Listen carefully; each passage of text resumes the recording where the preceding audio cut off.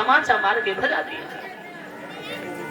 ध्रुव रोने लगे कि रोई रोई कहीं ध्रुव महाराज मैया मोए मौसी में मारो।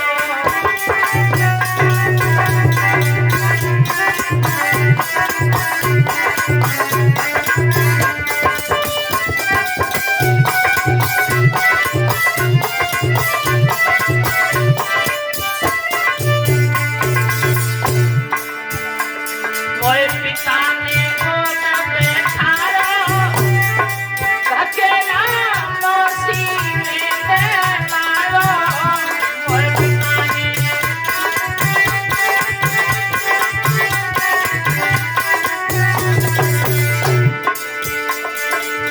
मौसी बन गई थी कमाल मैया मोए मौसी में मारो।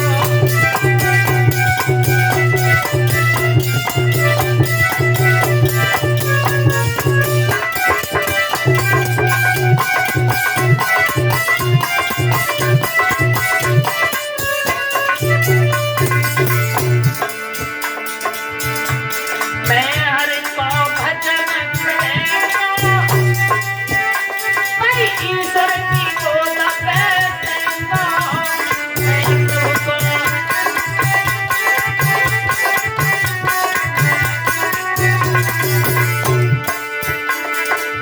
नाय मोए कछु बात को ख्याल मैया मोए मौसी नहीं मारो।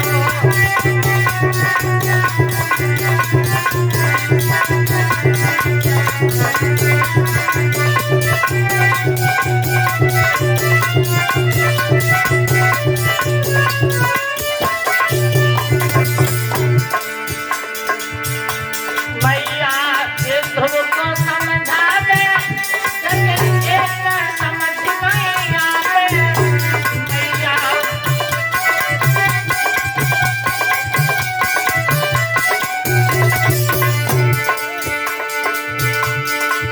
बेटा कंचलो चिताई मैया मोए मौसी में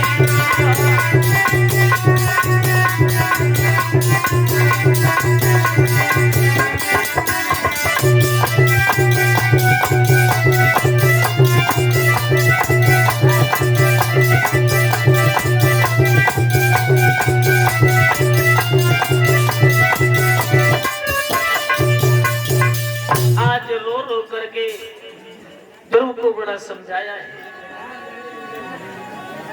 सुनीति समझाती रही बेटा। ध्रुव ने कहा तो मेरे सच्चे पिता का नाम बता दे। एक ही जवाब दिया तेरा पिता सिर्फ भगवान है। क्या मेरा पिता भगवान? हाँ तो मैं अपने पिता भगवान की गोदी में बैठूंगा। सज्जनों आज उसी समय बार बार कहती रही समझाती रही ध्रुव नहीं मानते।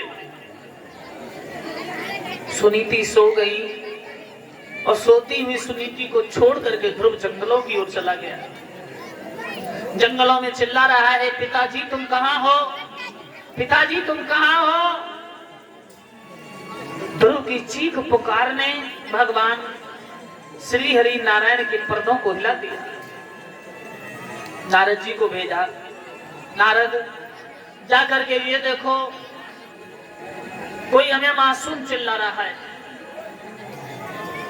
नारद जी ने कहा मैं भी जाता हूं। और नारद जी पहुंचे जहां ध्रुव चिल्ला रहे थे।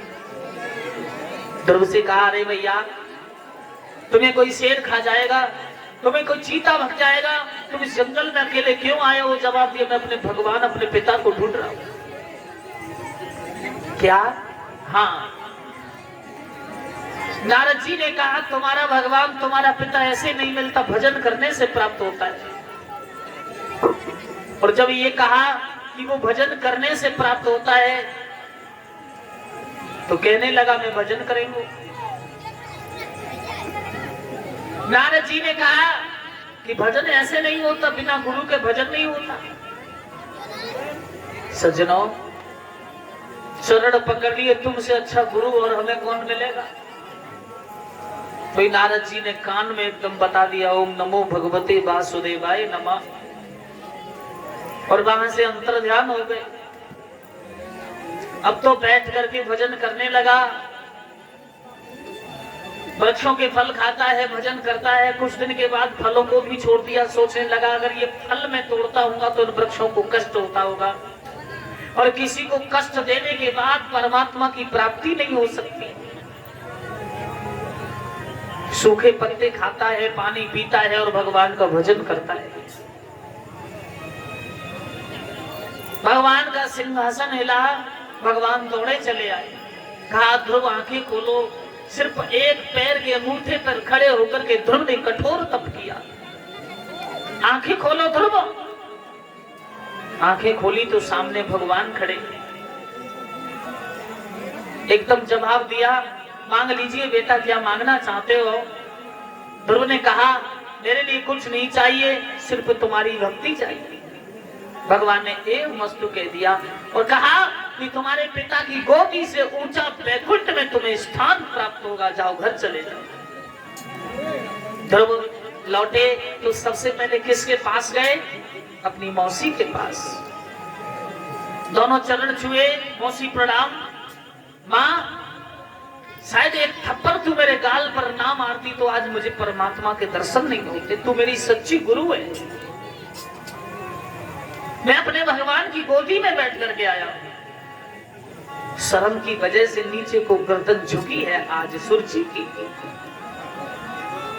उत्तम को एक राक्षस ने मार दिया था। ध्रुव ने 36,000 वर्ष राज्य अयोध्या का किया, और 36,000 वर्ष राज्य करने के बाद ध्रुव अपनी मैया सुनीति को शरीर सहित वैकुंठ लेके गए। बोलिए भक्तवत्सल भगवान की। पुत्र मिले तो ध्रुव जैसा मिले, जो अपनी माँ को भी शरीर सहित वैकुंठ लेके गए। और